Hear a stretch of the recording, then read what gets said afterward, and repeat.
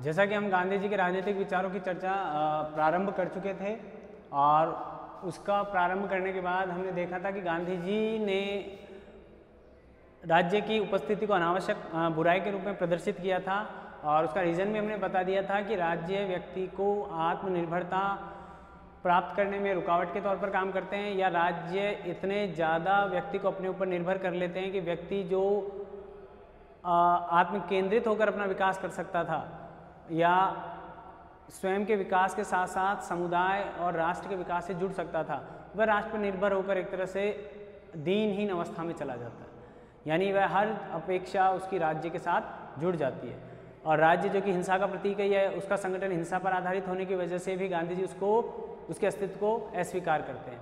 उसके अलावा जो दबाव की जो नीति है या राज्य के द्वारा जिस नीति का पालन किया जाता है वह मनुष्य में नैतिक तत्वों के प्रति अनाकर्षण पैदा कर देती है या नैतिक तत्वों की स्थापना नहीं की जा सकती है जब अगर राज्य कार्य कर रहा है, क्योंकि राज्य उन पर बाहरी नियंत्रण स्थापित करता है। तो इसलिए गांधी जी ने राज्य के अस्तित्व को नकारते हुए उसके समाप्त हो जाने की संभावना या भविष्यवाणी व्यक्त करने का प्रयास किया था। उसके बाद हमने बात की कि राजनीतिक विचारों के अंतर्गत पश्चिमी विचारधारा का भी गांधी जी समर्थन नहीं करते हैं, यानी पश्चिमी जो लोकतंत्र है उसकी भी गांधी जी के द्वारा आलोचना की गई थी। यानी आलोचना करने का आधार उन्होंने बता दिया कि एक तो बहुत खर्चीली व्यवस्था है, राजनीतिक दल अपने दलों के हितों को लेकर संगठित हो जाते थे, व्यक्तिगत या प्रजा के हितों को ज़्यादा महत्व नहीं देते थे। दूसरी बात, कहीं कहीं उसमें तानाशाही के गुण पाए जाते थे। कैबिनेट और कैबिनेट के बाद प्रधानमंत्री का नेतृत्व क्षमता अपनी सीमाओं से बाहर जाती है तो वहाँ भी वह व्यवस्था तानाशाही का ही विकृत रूप मान सकते हैं या तानाशाही का थोड़ा सुधरा हुआ रूप उस व्यवस्था को माना जा सकता है। तानाशाही लोकतंत्र में बहुमत दल के शासन को तानाशाही के रूप में भी कन्वर्ट कर सकती है। जैसे कि हमारे यहाँ कई बार कहा जाता है कि इंदिरा गांधी एक तानाशाही लेडी की तरह, आयरन लेडी की तरह काम कर चुके हैं, तो वहाँ पर उस समय कांग्रेस के पास बहुत बहुमत होता था। ठीक है, तो इस तरह से उन्होंने आलोचना करते हुए पश्चिमी लोकतंत्र को भारत के लिए उपयुक्त नहीं माना और उसके बजाय गांधी जी ने जो विचार प्रस्तुत किए उन विचारों के अंतर्गत राज्य को उन्होंने तीन रूपों में वर्णित किया। यानी यहाँ जो समस्या उन्होंने ढूंढी, पश्चिमी लोकतंत्र की जो समस्याओं को ढूंढ कर निकाला, उसके बाद गांधी जी ने क्या किया, 3 उपाय बताए।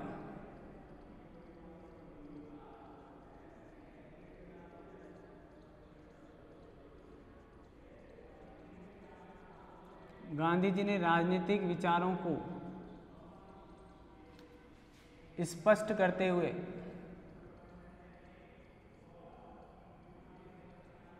या मैंने इसको क्या नाम दिया, समाधान बताते हुए 3 विचार प्रस्तुत किए या 3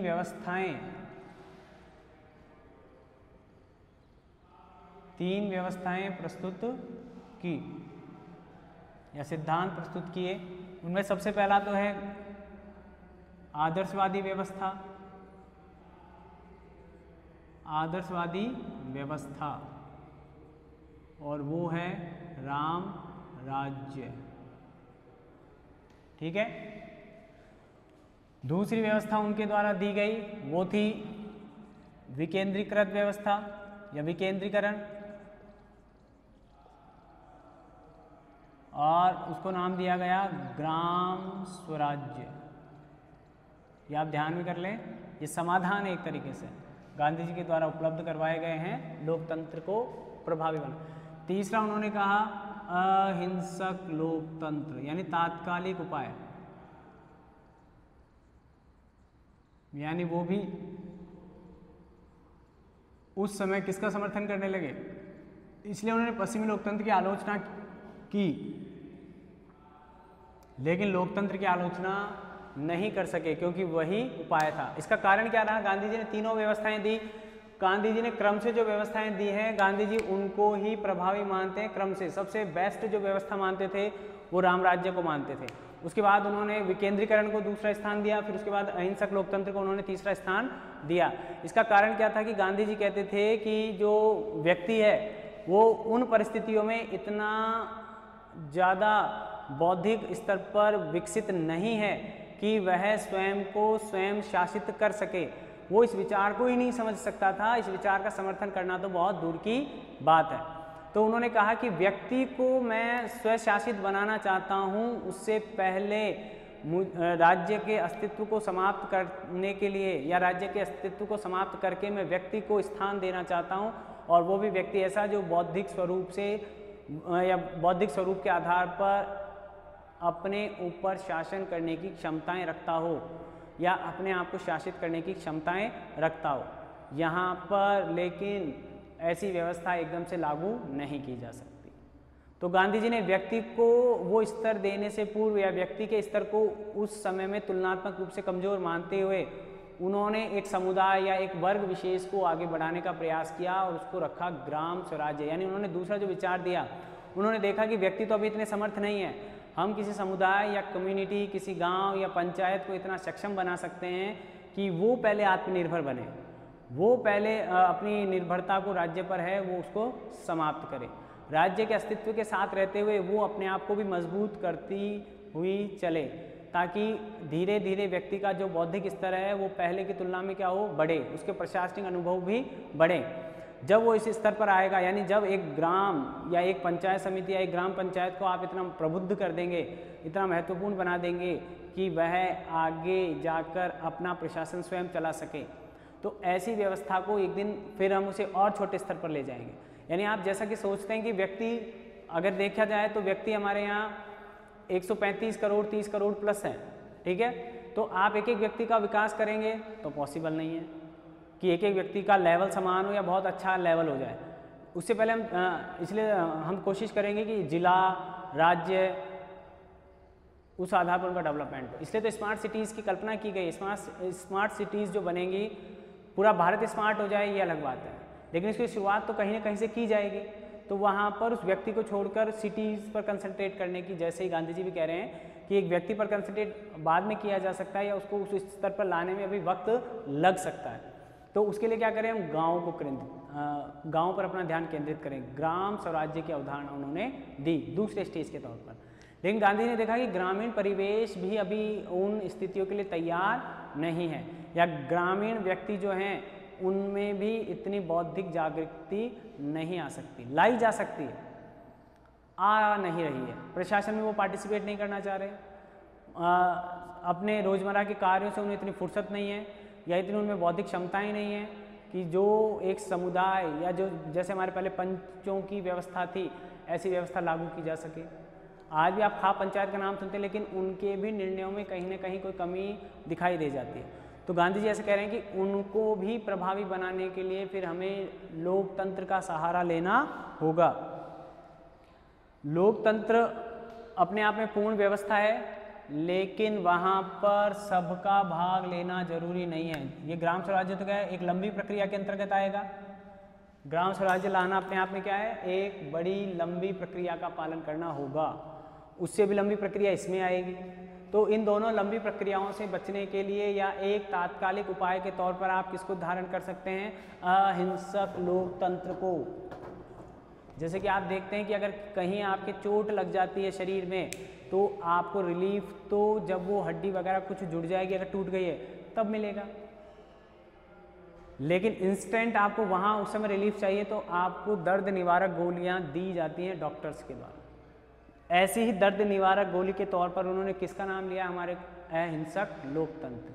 जबकि वास्तव में वो चाहते हैं राम राज्य, यानी आपकी जो पहले वाली पूर्ववर्ती जो स्थिति थी चोट लगने से पहले या हड्डी टूटने से पहले, हालांकि वो तो नहीं आ सकती है, लेकिन आज की जो अवस्था है उससे बेटर स्थिति तब आएगी जब आपको प्लास्टर वगैरह हट जाएगा, यानी दर्द पूर्णतः समाप्त हो जाएगा, आपको किसी दर्द निवारक गोली की आवश्यकता नहीं होगी। तो उस दर्द निवारक गोली का रोल कौन निभा रहा है, ये अहिंसक लोकतंत्र। तो इनकी चर्चा करेंगे हम किस तरह से गांधी जी ने, पहले तो हम किसको देख रहे हैं, राम राज्य।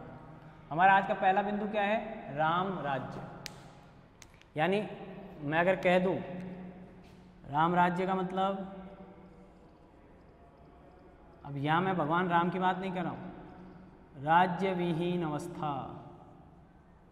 वास्तव में राज्य शब्द यहाँ है, लेकिन वहाँ राज्य गायब है। ऐसी अवस्था जहाँ पर राज्य नहीं होगा, उसको गांधी जी किसका नाम दे रहे हैं? राम राज्य का। ठीक है, यहाँ पर व्यक्ति पर कोई बाहरी नियंत्रण नहीं होगा, यानी ऐसी प्रशासनिक व्यवस्था जहाँ व्यक्ति पर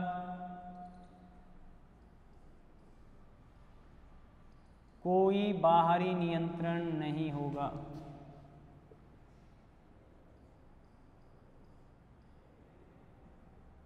कोई बाहरी नियंत्रण नहीं होगा।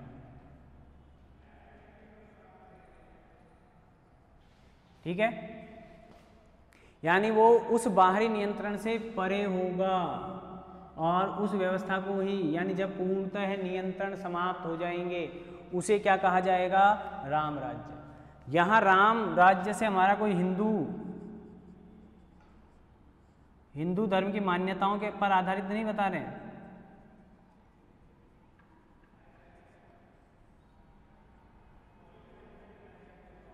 कहीं आप समझ लें कि हिंदू धर्म में राम हुए थे, उन राम क्या हो सकता है वो एक आदर्शवादी व्यवस्था रही हो, लेकिन उसके पक्ष में नहीं है यहाँ पर गांधी जी। गांधी जी का यहाँ मानना है कि ऐसी व्यवस्था जहाँ पर कोई बाहरी नियंत्रण नहीं हो, बल्कि ऐसी व्यवस्था जिसमें व्यक्ति अपनी अंतरात्मा द्वारा शासित हो,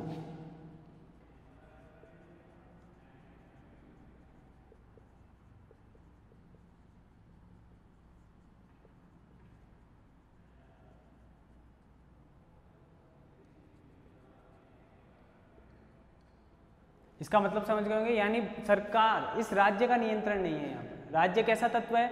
बाहरी तत्व है, और वहाँ पर वो नियंत्रण नहीं कर पा रहा है।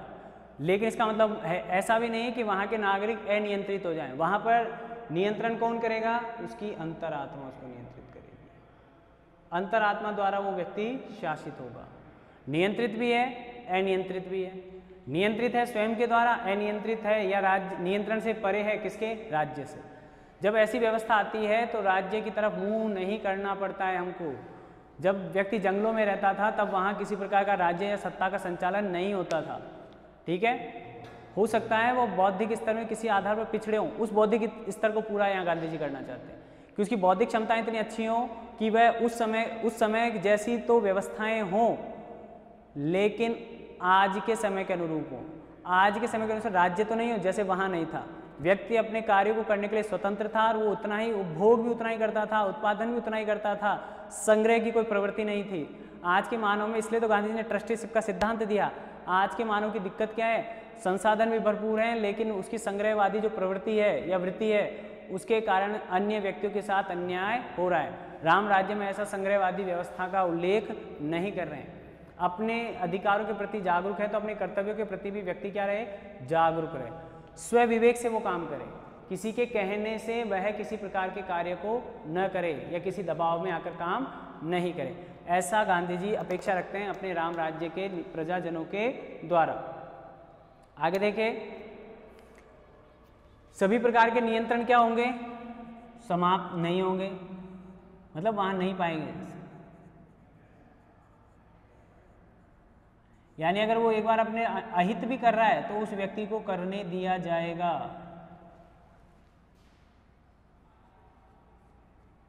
पूर्णतः समाप्त होंगे, ऐसा राम राज्य।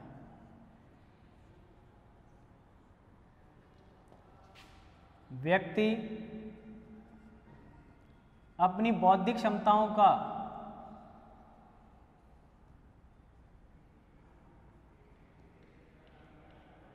जैसी जिसकी बुद्धि होगी वैसा उसको क्या किया जाएगा? कार्य करने दिया जाएगा।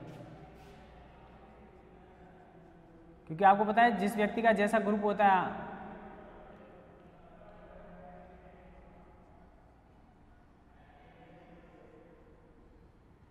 इस सिस्टम को गांधी जी ने बौद्धिक अराजकता भी कहा है या प्रबुद्ध अराजकता।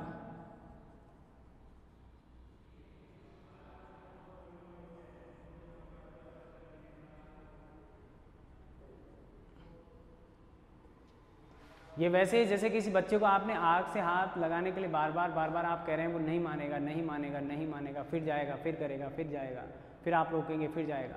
लेकिन जिस दिन वो एक बार छोटी सी थोड़ी सी आग को टच कर लेगा एक न्यूनतम स्तर पर, तो अगली बार वो आप कितना ही भेजिए उसको, कितना ही आप कहिए, वो नहीं जाएगा, क्योंकि अब उसकी बुद्धि ने ये स्वीकार कर लिया है कि ये जो आग है वो मेरे लिए नुकसानदायी हो सकती है, या मैं इससे जल सकता हूँ, या ये मुझे नुकसान पहुँचा सकती है। तो जैसे जैसे उसकी सहज बुद्धि से वो अपने आप अपनी बौद्धिक क्षमताओं को बढ़ाता रहेगा, और तो वह आप ये देखिए जितना आपका विकास होता है अपने माइंड का, उतना ही आप नियंत्रणों को भी अस्वीकार करने लगते हैं। और जिस व्यक्ति की बौद्धिक क्षमताओं का विकास नहीं हुआ, उसे नियंत्रण से या प्रतिबंधों से किसी प्रकार का कोई इफेक्ट नहीं पड़ता, वो उनको स्वीकार कर लेता है या उनके प्रति समर्पण कर देता है। और जिस व्यक्ति की बौद्धिक क्षमताएं उच्च स्तर की होती हैं, या जिस व्यक्ति का निरंतर विकास होता रहता है, वो धीरे धीरे उन नियंत्रणों को हटाता जाता है, उनकी अवहेलना करता जाता है, या अधिक स्वतंत्रता की मांग करने लगता है। और जहां आप अधिक स्वतंत्रता की मांग करते हैं, वहीं आप राज्य के नियंत्रण को क्या कर रहे होते हैं, हटा रहे होते हैं। अब राज्य यहाँ पर हम तो वर्तमान सरकार को देख रहे हैं, लेकिन कहीं कहीं राज्य का मतलब क्या हो जाता है, व्यक्ति पर जो भी व्यक्ति नियंत्रण लगा रहा है या नियंत्रित कर रहा है, आपके सामने विकल्प उपस्थित नहीं कर रहा है, आदेश दे रहा है, ठीक है, वहाँ इसका मतलब कौन उपस्थित है, राज्य उपस्थित है। और जहाँ जहाँ आप अपने स्वयं विवेक से, अपनी क्षमताओं से, अपनी बौद्धिक क्षमताओं से, शारीरिक क्षमताओं के आधार पर निर्णय ले रहे हैं, वहाँ राज्य क्या होता है, अनुपस्थित हो जाता है। ये ठीक ऐसे ही जैसे राज्य को राज्य सूची के विषयों में स्वतंत्रता दी गई है, संघ सूची में संघ प्रभावी है, लेकिन जहाँ विरोध होगा तो वापस वहाँ पर संघ प्रभावी होगा। राज्य सूची के विषयों को लेकर किसी प्रकार के कानून निर्माण के आधार पर संघ के कानून और राज्य के कानून में कोई विरोधाभास उत्पन्न होता है, संघ सूची में, समवर्ती सूची में भी इस तरह का विरोधाभास उत्पन्न होता है, तो अंततोगत्वा राज्य पर केंद्र की विजय मानी जाती है या केंद्र का प्रभुत्व माना जाता है। ऐसी स्थिति से बचना चाह रहे हैं। यहाँ पर इसको किसका नाम दे दिया हमने, प्रबुद्ध अराजकता। यानी जब व्यक्ति अपनी बुद्धि के आधार पर कार्य करेगा, अपनी बुद्धि के आधार पर निर्णय लेना प्रारंभ करेगा, तो ऐसी स्थिति को गांधी जी राम राज्य का नाम दे रहे हैं, ठीक है। ऐसी स्थिति ही वास्तव में व्यक्ति की बौद्धिक क्षमताओं का आकलन करने का एक माध्यम है। आप किसी के कहने से अच्छे हैं तो वास्तव में आप अच्छे नहीं हैं, आप किसी के कहने से बुरे हैं तो भी आप वास्तव में बुरे नहीं हैं। जब आप अपने कर्तव्यों के लिए, अपने कर्मों के प्रति जवाबदेह स्वयं हो जाएंगे और आप अच्छे कर्म कर रहे होंगे उस समय, तो उसे ही राम राज्य कहें। देखो गांधी जी ने एक परिभाषा दी है, इसको ध्यान रखें। जब व्यक्ति अहिंसा के आदर्श को पूर्णतः चरितार्थ कर लेता है, अपने आप में बहुत बड़ी बात है अहिंसक हो जाना। गांधी जी के अहिंसा के संबंधी विचारों को जब हम पढ़ेंगे तो आप समझेंगे कि यहाँ पर 3 तरह, मन, कर्म और वचन, तीनों से अहिंसक होना होगा। आप मन में किसी के प्रति जिसका कुछ बिगाड़ नहीं सकते, उसको मन में कुछ भी दुष्वचन कह रहे होंगे, तो भी वो एक तरह की क्या है, हिंसा है। तो गांधी जी कह रहे हैं जब व्यक्ति अपने जीवन में अहिंसा के आदर्श को पूर्णतः चरितार्थ कर लेगा और स्वयं को पूर्ण सत्य के प्रति समर्पित करेगा, किसके प्रति करेगा, पूर्ण सत्य के प्रति समर्पित कर देगा। तो अब आप समझते हैं कि आप देख रहे हैं जितने भी हुए हैं, देखिए महात्मा बुद्ध, महावीर स्वामी, शंकराचार्य,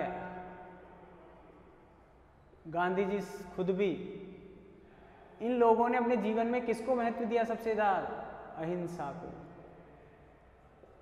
ठीक है। और अहिंसा कैसी, किसी भी प्रकार की अहिंसा का समर्थन नहीं किया, न मन से किसी के प्रति गलत विचार रखे, न कर्मों से प्रकट किए, न शारीरिक रूप से, न मन, कर्म और वचन, शब्दों से भी नहीं कहा, मन में भी नहीं रखा और वचनों से तो कहा ही नहीं, ठीक है। शारीरिक रूप से, मानसिक रूप से, दोनों ही तरीकों से इन्होंने किसका पालन किया, अहिंसा का पालन किया।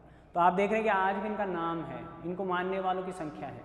तो ऐसा ही गांधी जी कह रहे हैं कि पूर्ण सत्य के प्रति जब आप समर्पित कर लेंगे या वो व्यक्ति, तो उसका जो विवेक जब वो जागृत होगा और वो अंतरात्मा जो जाग गई है, उसके कारण उसका व्यवहार इस प्रकार अच्छा ढक जाएगा नैतिक आचरण से कि उसको बाहरी नियंत्रण की आवश्यकता नहीं होगी या उसका कोई अर्थ नहीं रह जाएगा।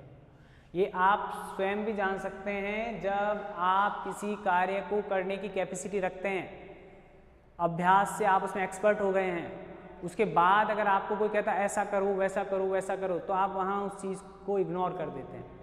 क्योंकि आप जब शुरू शुरू में गाड़ी चला रहे होते हैं तो आप सीख रहे होते हैं, किसी ने हाँ भाई पहले फर्स्ट गियर में, फिर धीरे धीरे रेस, फिर क्लच छोड़ा, फिर सेकंड गियर लगाना, क्लच दबाकर, फिर ऐसे ऐसे आपने सीखा। लेकिन जब आप उसमें एक्सपर्ट हो जाते हैं, आप उस काम में पारंगत हो जाते हैं, तो आपको न तो वो व्यक्ति गाइड करेगा उस समय, और अगर वो कुछ कहेगा भी तो आप अपने अनुभव के आधार पर उस गाड़ी का संचालन करेंगे।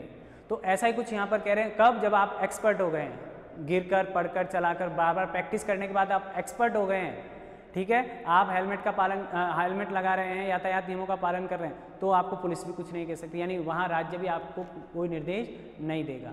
आपके साथ कोई बैठकर जा रहा है, आप अपनी एवरेज स्पीड पर चल रहे हैं, न गाड़ी को बिना ले रहा है, तो वो जो पीछे बैठा हुआ है आपके साथ, राज्य तो वहाँ नहीं है, वो व्यक्ति जो पीछे बैठा है वो भी आपको कुछ नहीं कह सकता, ठीक है।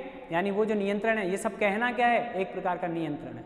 राज्य सरकार आपको नियंत्रित कर रही है, हेलमेट लगाए बिना नहीं जाएंगे, ड्राइविंग लाइसेंस लेकर जाएं, एक लिमिट में चलाएं, ओवर स्पीडिंग नहीं करें, इस तरह के निर्देश, वो जो निर्देश हैं वो क्या है? नियंत्रण है। लेकिन जब व्यक्ति खुद समझ लेगा कि मेरी लाइफ कितनी इंपॉर्टेंट है और मुझे किस तरह से गाड़ी को ड्राइव करना है, तो उस पर जो बाहर के जो नियंत्रण होंगे, पहली बात तो वो पहले से उनका पालन करेगा यातायात नियमों का, तो वहाँ सरकार या पुलिस के माध्यम से कोई व्यक्ति उसको नियंत्रित नहीं करेगा, और करेगा तो वो जो नियंत्रण है वो निरर्थक कहलाएंगे, ठीक है। तो ऐसा ही कह रहे हैं कि गांधी जी क्यों कह रहे हैं इसको, कि व्यक्ति एक तो क्या गुण मांग रहे हैं, वो अहिंसा मांग रहे हैं। क्या मांग रहे हैं? उस व्यक्ति में, राम राज्य में जो व्यक्ति आएगा वो पूर्णतः किसमें विश्वास रखेगा? अहिंसा में, और उसके अलावा वो किस में बिलीव करेगा? उस पूर्ण सत्य में, ठीक है।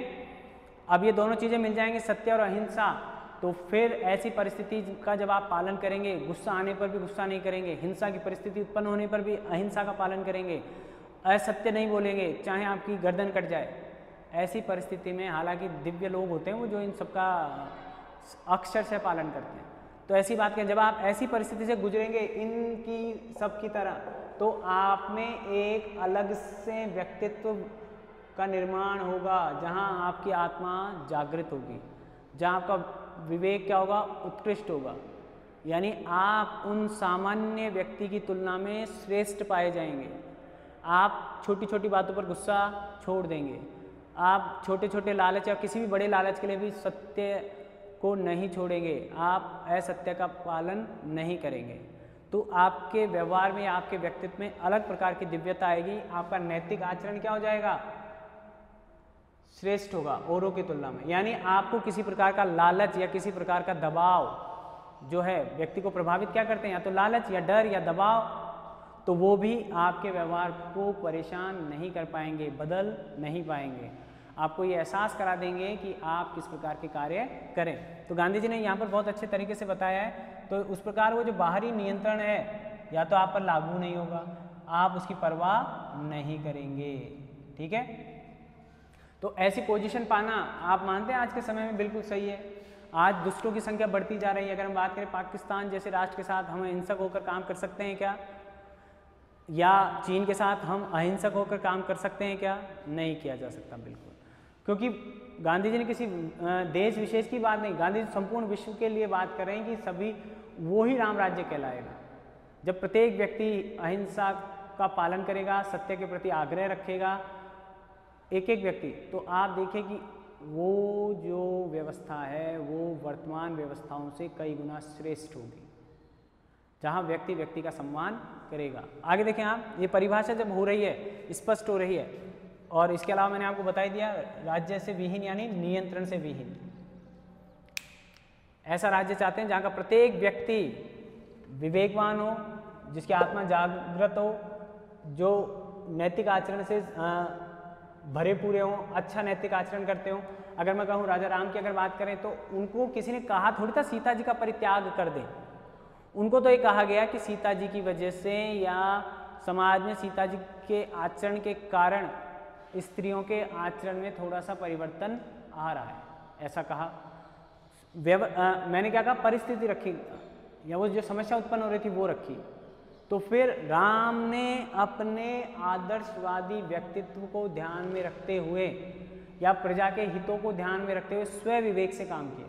प्रजा ने नहीं कहा, वहाँ राजतंत्र है तो प्रजा कैसे कह सकती है, एक आदर्श उत्पन्न तो राम ने स्वयं के विवेक से, क्योंकि वो भी हालांकि वो सत्य का पालन तो करते हैं, अहिंसा का भी पालन करते हैं, लेकिन जहाँ तक संभव हो, जहाँ संभव नहीं होगा वहाँ हिंसा का भी प्रयोग उनके द्वारा किया गया।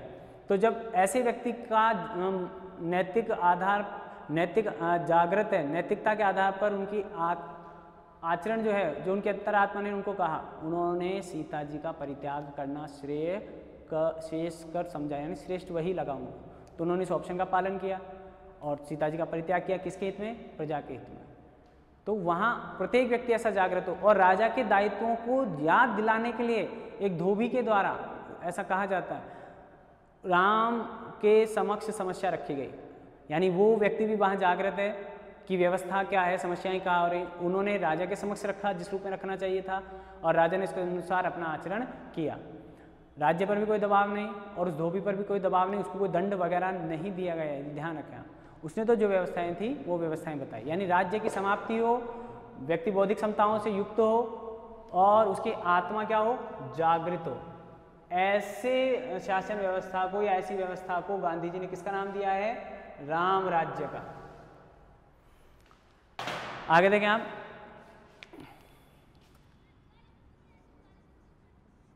इस प्रकार की बौद्धिक क्षमताओं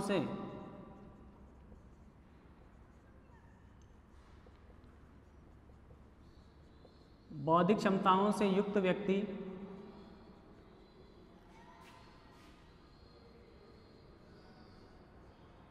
व्यक्तिगत स्वार्थों से ऊपर उठकर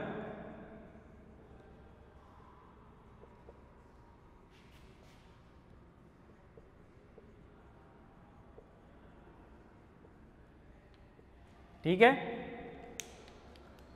समुदाय के हितों को ज्यादा महत्वपूर्ण मानेगा, सामुदायिक हितों को क्या मानेगा? अत्यधिक महत्वपूर्ण मानेगा।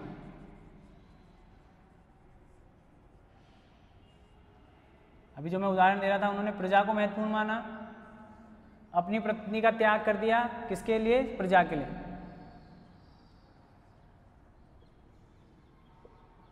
जिससे कि अब उसके लिए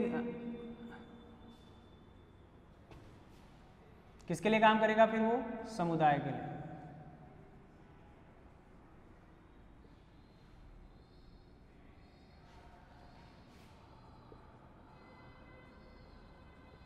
और उससे क्या फायदा होगा उसको? उसका आध्यात्मिक विकास होगा। कभी त्याग किया है आपने किसी चीज का? अपने लिए नहीं, दूसरों के लिए, अपनी किसी प्रिय वस्तु का जब आप त्याग करेंगे और उसके बदले में कुछ नहीं चाहेंगे, फल नहीं चाहेंगे कि मैंने ऐसा त्याग किया मुझे ये दो, जब उस अवस्था में आप पहुंचेंगे तो वो आपकी आध्यात्मिक अवस्था, आपका आध्यात्मिक डेवलपमेंट करने के काम की अवस्था होगी। वो आप एक अलग लेवल पर अपनी थिंकिंग को लेकर जाएंगे अगर आप ऐसा कर पाते हैं तो, बिना किसी इच्छा के या बिना किसी लालच के, जिससे वह समुदाय के लिए कार्य कर अपना आध्यात्मिक विकास कर सकेगा। जहां प्राप्त करने से ज्यादा समर्पण की बात होगी, वह व्यवस्था स्वतः ही राम राज्य के बराबर होती जाएगी।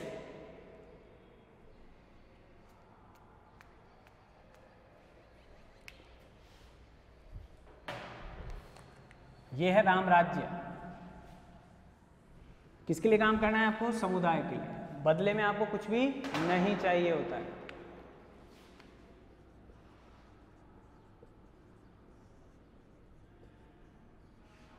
समुदाय के कल्याण को ही व्यक्ति अपना कल्याण समझेगा।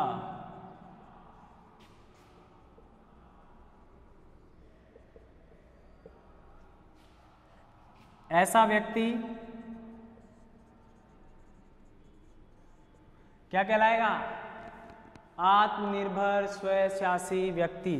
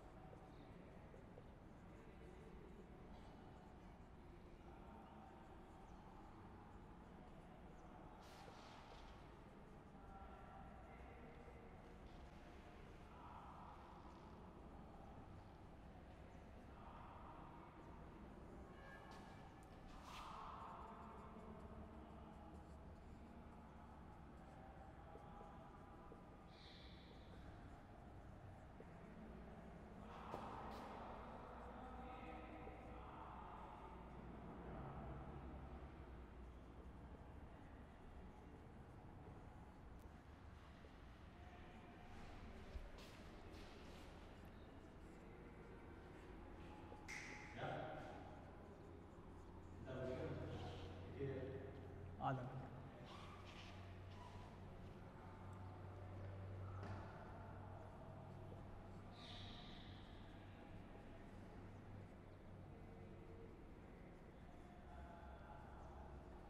ठीक है, ये देखिए आप, आध्यात्मिक विकास होगा तो अंत में वो व्यक्ति जो है ऐसे आत्मनिर्भर प्रबुद्ध समुदाय का निर्माण कर सकेगा जो कि वास्तव में स्वशासी व्यक्ति के रूप में काम करेंगे।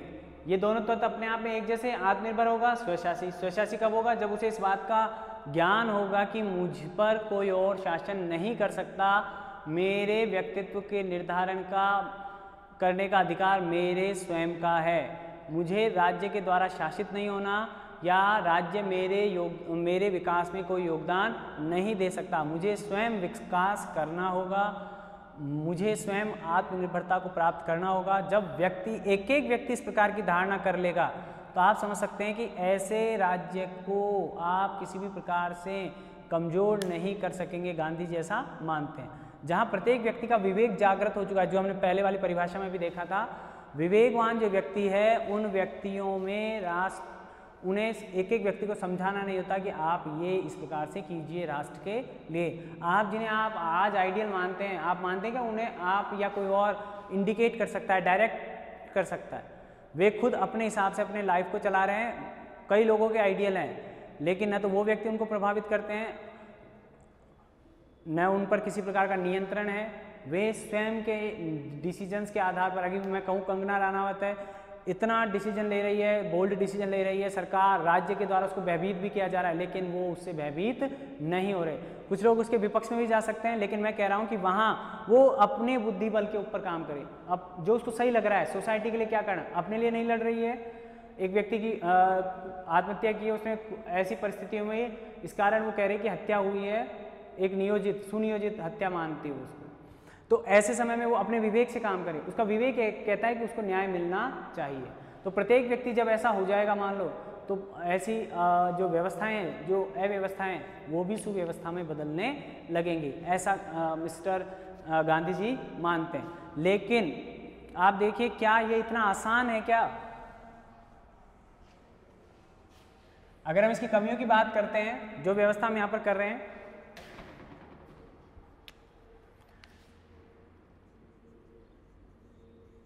लेकिन गांधी जी के अनुसार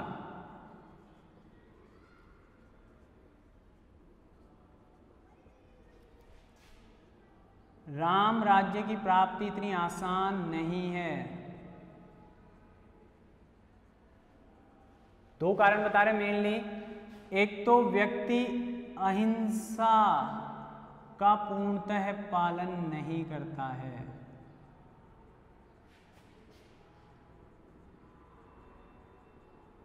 वो शब्दों में तो अहिंसा रखता है, लेकिन उसके माइंड में, उसके मन में कहीं ना कहीं जो अन्यायी व्यक्ति है या जो आपको परेशान कर रहा है उसके प्रति हिंसा काम करती है।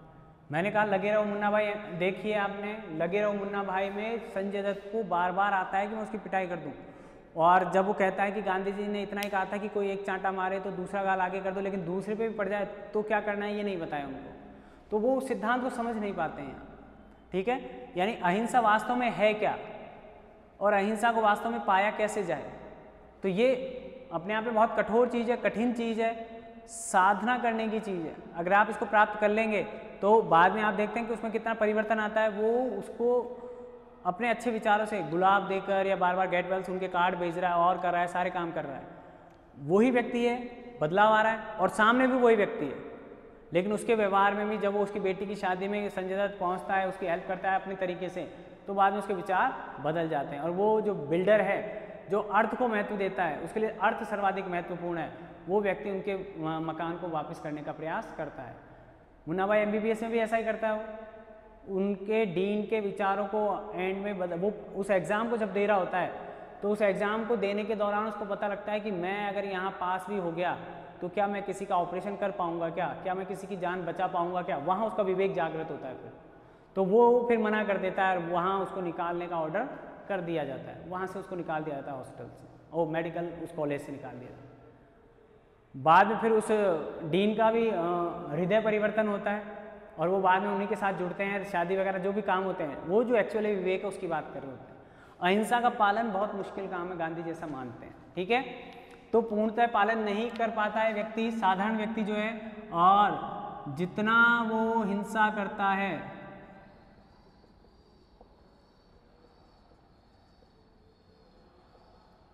उतनी ही मात्रा में वह राज्य पर निर्भर हो जाता है, उतनी ही मात्रा में वह राज्य पर क्या हो जाता है, निर्भर।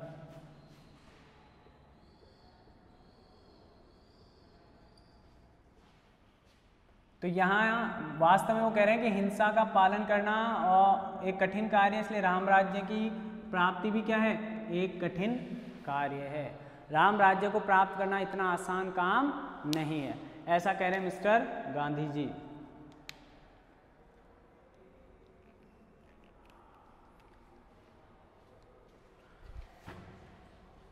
इतना ही वह राज्य पर क्या होता जाएगा, निर्भर होता जाएगा, और जितना राज्य पर निर्भर होगा उसकी बौद्धिक क्षमताएं उतनी ही क्या होती जाएंगी, कमजोर होती जाएंगी।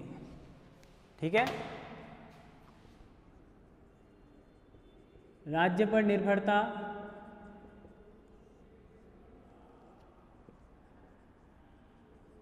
उसकी बौद्धिक क्षमताओं को प्रभावित करेगी।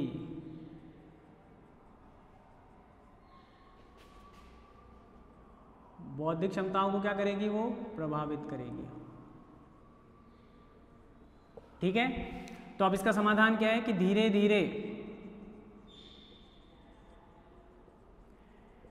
व्यक्ति की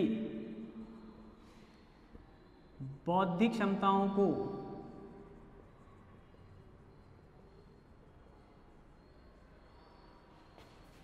अहिंसा और सत्य के प्रयोग से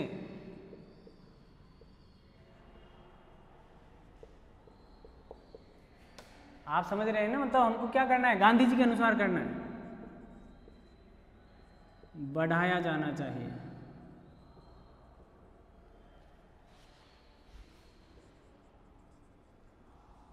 और ये शुरुआत कहां से करनी है, गांवों से करनी है।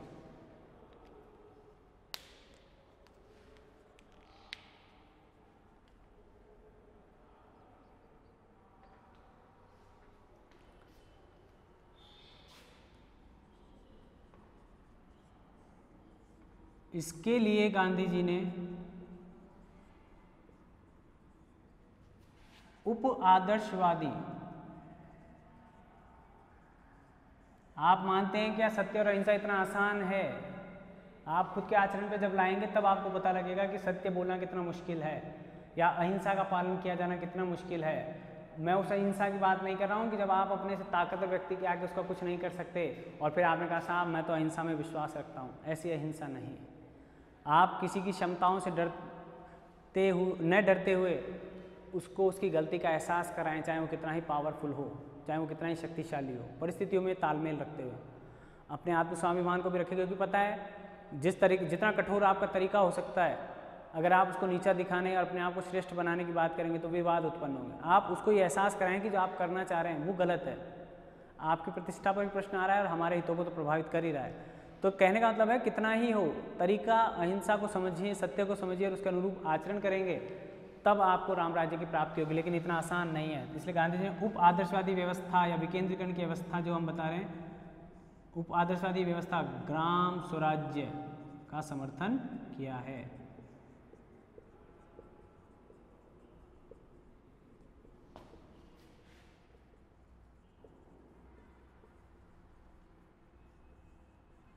ठीक है, तो अगले वीडियो में हम इसको देखेंगे। पहले आप इसको समझ लें एक बार, क्या क्या बातें निकल के सामने आ रही हैं इसमें।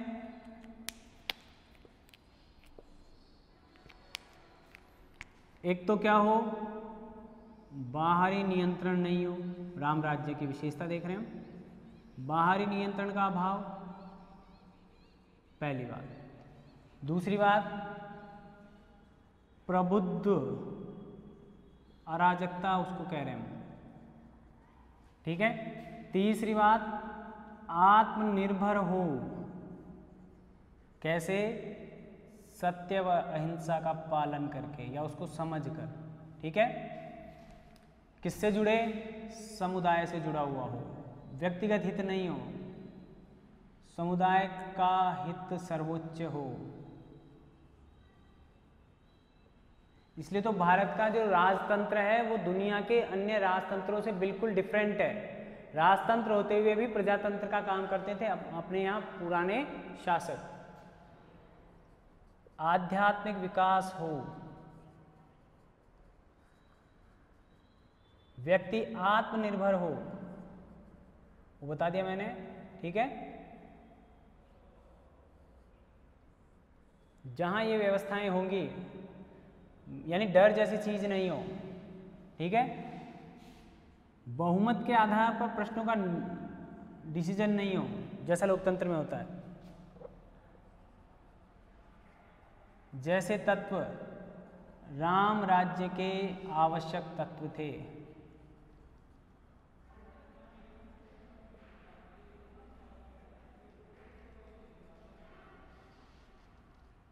ठीक है, लेकिन इनकी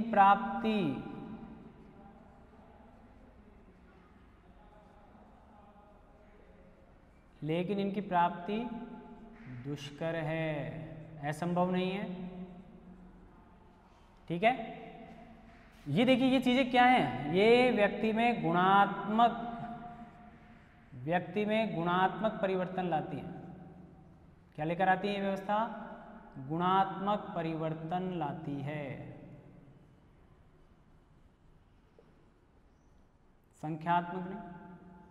इसलिए राम राज्य क्या है? और व्यवस्थाओं से ज़्यादा श्रेष्ठ है, ऐसा मिस्टर गांधी कह रहे हैं। ठीक है, आगे चलते हैं। तो इनका ध्यान रखें। कमी बता रहे हैं गांधी जी, इसमें भी कमी है। मैंने बताया इसमें भी क्या पैदा हो रही है, समस्या पैदा हो रही है। क्या पैदा हो रही है? एक तो व्यक्ति अहिंसा का पूर्णतः पालन नहीं कर पाता है, सत्य नहीं बोल पाता है। तो जितनी मात्रा में वो हिंसा करेगा उतनी ही मात्रा में वह राज्य पर क्या हो जाएगा? निर्भर हो जाएगा। ठीक है, और वह निर्भरता उसकी बौद्धिक क्षमताओं को क्या कर देगी? कमजोर कर देगी। और बौद्धिक क्षमताएं जहाँ प्रभावित होंगी वहाँ से राम राज्य क्या हो जाता है? गायब हो जाता है। वो जो नैतिक, जो विवेक, उत्कृष्ट विवेक और जागृत अंतरात्मा है, वो जो तत्व गायब हो जाते हैं। कहाँ से? यहाँ से। ठीक है ना। आगे देखिए आप। इसलिए गांधी जी ने इस व्यवस्था का तोड़ निकाला, उप आदर्शवादी व्यवस्था, जिसको ग्राम स्वराज्य कहा गया। और ये वो सारे तत्व हैं जो राम राज्य को राम राज्य बनाते हैं। आपको इनके बारे में पता होना चाहिए। जब आप आत्मनिर्भर हो जाएंगे तो आपको पता लगेगा। जब आप सत्य बोलने के लिए कोई त्याग करेंगे या किसी परिस्थिति विषय में जहां आपको लाभ हो रहा था झूठ बोलने से, लेकिन आपने वहां झूठ न बोलकर क्या बोला? सत्य बोला। ठीक है, तो ऐसी परिस्थिति में आप ये ध्यान रखें कि आप किस तरह से काम करने वाले हैं। ठीक है, आगे चलते हैं। अब हमारा जो दूसरा बिंदु है वो है ग्राम स्वराज्य। किसकी बात करेंगे हम? ग्राम स्वराज्य की। ये तो असफल रहा गांधी जी के अनुसार, और इसकी असफल का मतलब प्राप्त करना मुश्किल रहा। इसको प्राप्त करना मुश्किल क्यों है? मैंने बता दिया आपको, ये इतना आसान काम नहीं है। एक ऐसी व्यवस्था चाहते थे जो स्वीकार्य हो या आसानी से परिवर्तन ला सकती हो बिना किसी कठोरता के। तो उसके बारे में चर्चा करेंगे। अगला जो टॉपिक है हमारा, देखते हैं उसको।